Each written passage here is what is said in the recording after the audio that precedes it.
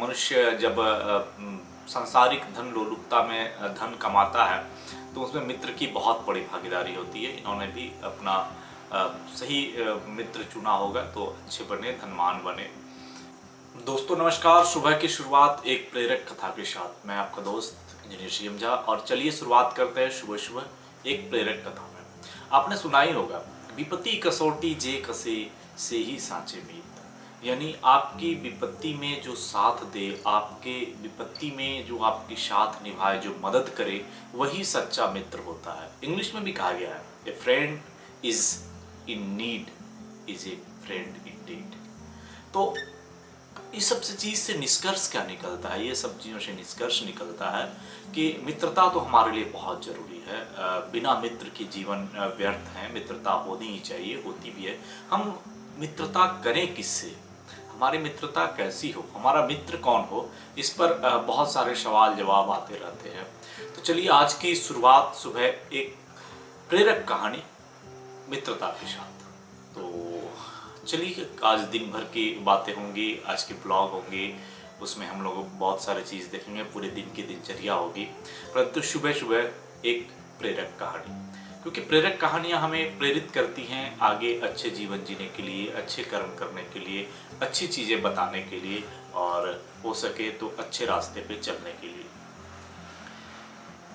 मित्र तुलसीदास जी भी लिखते हैं मित्र पे, और जितने जितने बड़े कवि हुए, महान कवि हुए, सब मित्रता पे लिखते हैं। और हम भी जीवन में बचपन से लेके मृत्यु तक नए नए मित्र बनाते रहते हैं, बदलते रहते हैं। और उन मित्रों में दोष गुण निकालना हमारी परंपरा है। और एक मित्र बनते हैं, दूसरे छूटते हैं, दूसरे बनते हैं, एक छूटते हैं। बहुत कम ही मित्र ऐसे होते हैं जो बचपन से लेकर बुढ़ापे तक याद रहती है, साथ रहती है।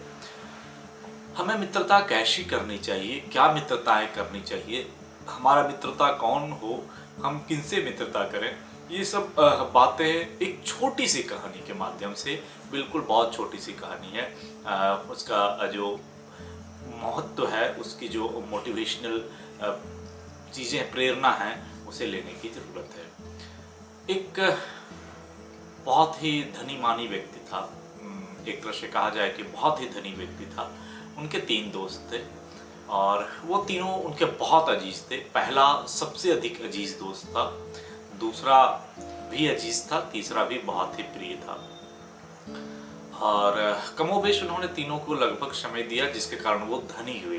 क्योंकि मनुष्य जब सांसारिक धन लोलुपता में धन कमाता है तो उसमें मित्र की बहुत बड़ी भागीदारी होती है। इन्होंने भी अपना सही मित्र चुना होगा तो अच्छे बने, धनवान बने।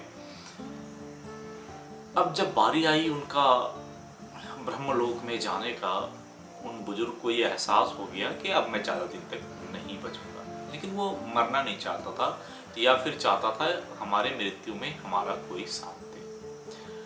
वो बारी बारी से अपने दोस्तों से मिला, बारी बारी से अपने मित्रों से मिला। 3 मित्र ही उसके थे जीवन में, ऐसे बहुत सारे मित्र होंगे, बट उसे 3 मित्र से मिलने का मन था।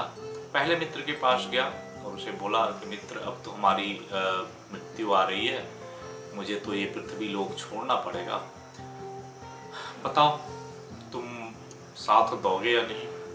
पहले मित्र ने कहा, दोस्त नहीं, वो एक ऐसा क्षण है जिसमें मैं तुम्हारा कोई साथ नहीं दे सकता हूँ। मैं क्या, कोई भी साथ नहीं दे सकता है। उसके बाद तुमको अकेले ही जाना पड़ेगा, मेरा साथ बिल्कुल छोड़ना पड़ेगा।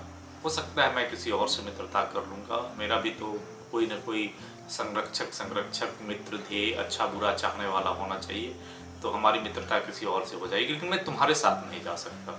ये समझ लेना कि हमारी तुम्हारी दोस्ती उसी समय तक थी। बड़ा ही निराश हुआ वो बुजुर्ग, जिस मित्र के लिए, जिसको लेके मैं इतना आशान्वित था, जिसके लिए अपनी पूरी जीवन लगा दी, जिसकी मित्रता को बनाने के लिए पूरा दाव पेच खेला, चाहे जो भी हो जीवन में, जो करना पड़े मैंने सब चीज़ किया।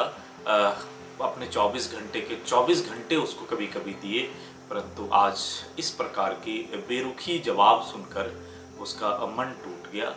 फिर भी वो धीरे धीरे दूसरे मित्र के पास गया और दूसरे मित्र को का सही सेम बातें पूछी कि मित्र, अब तो मेरा अंत समय आ गया, मुझे जाने वाला है, बताओ मेरे साथ कौन कौन चलोगे तुम लोगों में।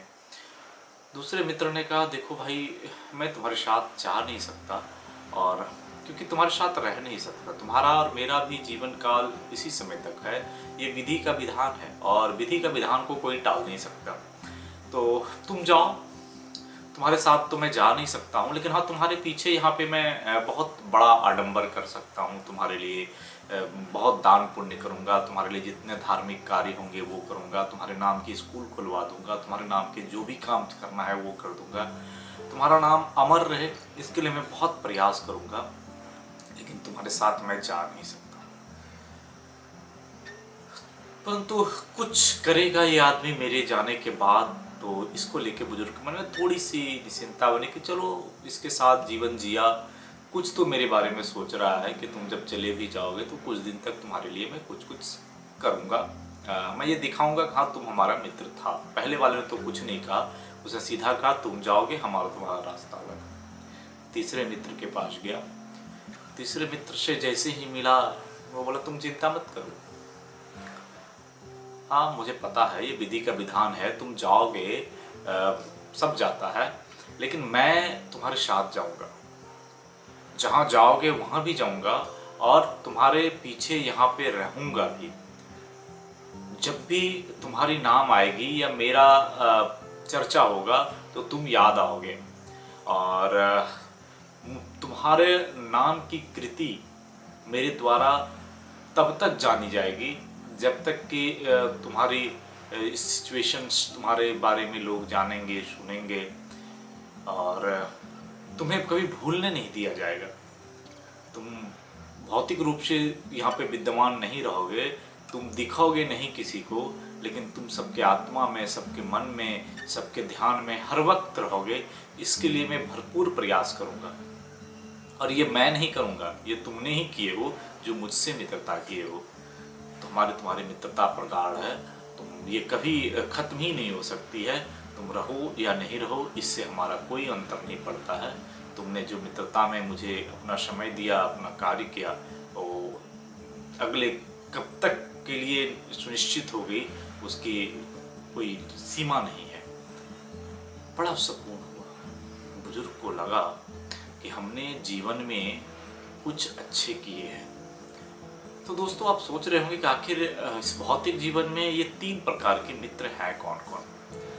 तो मैं पहले मित्र से शुरुआत करूं। पहला मित्र हमारी पूरी जीवन की सबसे पहली लालसा है, जिसके लिए हम मनुष्य पूरी जीवन लगा देते हैं, पूरी दाव पेच लगा देते हैं, सारा समय लगा देते हैं, वो धन है। पहला मित्र धन है, जिससे मित्रता करने के लिए हम पूरी जिंदगी लगा दिए, सारा समय दे दिए, सब चीज़ कर लिए, लेकिन अंत समय में वो सीधा मुंह मोड़ लेता है कि तुम्हारा और हमारा रास्ता अलग है। हाँ, कुछ दिन जब तक हम जीवित हैं भौतिक सुख मिलते रहती है, लेकिन उसके बाद उस धन के द्वारा हमारी कोई अस्तित्व नहीं जानी जाती है, हमारा पूरा अस्तित्व ही मिट जाता है। दूसरा मित्र हमारा परिवार, जिनकी मित्रता में हमने जितना भी प्रेम, प्रयास, त्याग, समय दिया, उनके एवज में वो मुझे कुछ दिनों तक याद रखते हैं। जैसे मेरे जाने के बाद बहुत सारे कर्म हैं वो करते हैं, बहुत सारे विधि विधान है वो करते हैं, कुछ हमारी चर्चाएं करते हैं, कुछ की हमारी भली अच्छी जो बुरी बातें वो लगती है, लेकिन धीरे धीरे साल दर साल में वो सब भी खत्म हो जाती है, वो भूल जाते हैं, और बहुत अधिक कहीं कोई परिकल्पना नहीं रह जाती है, सब नाम मात्र रह जाते हैं कि हम उनके पूर्वज थे। तीसरा हमारा कर्म, तीसरा मित्र हमारा सत्कर्म। ये सत्कर्म एक ऐसा चीज है या कुकर्म, दोनों में आपने जो भी किया, जिनसे भी मित्रता की, कर्म 2 प्रकार के हैं, एक सत्कर्म, एक दुष्कर्म या कुकर्म। तो ये कुकर्म और सत्कर्म बहुत ही बड़ी और जो मित्र कहते हैं सच्चे मित्र हैं, कि जब तक आप इस जीवन में थे आपने उस कर्म को करने में जो भी समय लगाया वो आपके कर्म के द्वारा जाना गया, आपकी भौतिक एग्जिस्टेंस के कारण जाना गया, और जब आपकी मृत्यु हो गई और आप नहीं रहे तो वो कर्म अगर दुष्कर्म है तो वो बड़ी और अधिक तेजी से चर्चा में फलता फूलता है कि वो चला गया, लेकिन उसके इतने गंदे काम थे, उन्होंने इतने गलत कार्य किए थे, उनके द्वारा इतनी हिंसाएं हुई थी, इतनी अशांति फैली थी, समाज में विद्वेष फैला था, वो कर्म आपका साथ कभी नहीं छोड़ेंगे, युग युगांतर तक आपके नाम लिए जाएंगे। लेकिन अगर आपने सत्कर्म किया, अरे बहुत दानी पुरुष थे, बहुत बड़े महात्मा थे, सच्चे ज्ञानी थे, समाज के सेवक थे, अच्छे बुरे में खड़े रहने वाले थे, मिलनसार थे, बुद्धिजीवी थे, कितनों का भला किया, कितनों को दान किया, कितनों के सुख दुख में साथ रहे। ये कर्म चाहे कितनी भी दुनिया बदल जाए, जुग जुगांतर बीत जाए, आपकी जब भी उस प्रकार के कर्म करने वाले कोई भी इस धरती पे आएंगे, समाज में आएंगे, तो आपके जानने वाले आपके चर्चा एक बार जरूर करेंगे कि वो भी कोई मनुष्य थे, मनुष्य नहीं देवतुल्य थे। तो दोस्तों, ये जो तीसरा दोस्त है कर्म, कर्म में भी सत्कर्म आपके साथ जीवन में और जीवन के बाद जन्म जन्म युग युगांतर तक आपके साथ चलता है और आपके नाम को रोशन अगली कई पीढ़ियों तक करते रहता है। हो सके तो आपके नाम पे आपकी अगली कई पीढ़ी अपनी जीविका, जीवनोपार्जन और जीवन जीने की कला सीख जाते हैं, ज्ञान सीख जाते हैं। तो हमारी जो मित्रता है वो अपने कर्म और सत्कर्म के साथ जो मित्रता है वो जीवन की सबसे बड़ी मित्रता है, और वो मित्र जीवन के बाद भी, जीवन के साथ भी, और आपके अगले कई पीढ़ियों तक आपके साथ नहीं छोड़ते हैं। तो दोस्तों, इस कहानी से प्रेरणा मुझे यही मिलती है कि हम चाहे कुछ भी करें, भौतिक जीवन में जीने के लिए पैसे तो चाहिए, जरूरी हैं, बट पैसा ही जरूरी नहीं है। पैसे के साथ साथ मुझे कुछ ऐसे कर्म करने की भी ज़रूरत है, कुछ ऐसे सत्कर्म करने की भी ज़रूरत है, जिससे कि हमारा हर रोज़ कुछ ना कुछ एक नई अचीवमेंट, हर रोज़ ये जो प्रेरणात्मक कहानी का असर है कि एक नई सिचुएशंस क्रिएट हो, जो एक तरह से फिक्स डिपॉजिट हो जाए कि जब भी उस प्रकार की कोई भी परिस्थिति आए तो उसमें सबसे पहले आपका नाम हो और आपके ये कर्म आपको जीवन में आगे सुगंधित वातावरण की तरह फैलते जाएं और आपके नाम लेने में आपके परिवारजनों को, आपके हितैषियों को, आपके मित्रों को एक गर्व महसूस हो कि आप भी कोई महान आत्मा इस धरती पे कभी विराज करते थे या आज भी हैं। तो धन्यवाद। कैसी लगी आपको हमारी कहानी, कमेंट ज़रूर करिएगा। हमारा ये नया ब्लॉग है और यूट्यूब की नई चैनल है, तो जितना हो सके शेयर, लाइक करिएगा, सब्सक्राइब जरूर करिएगा। मिलते हैं फिर अगले दिन अगली मोटिवेशनल कहानी में।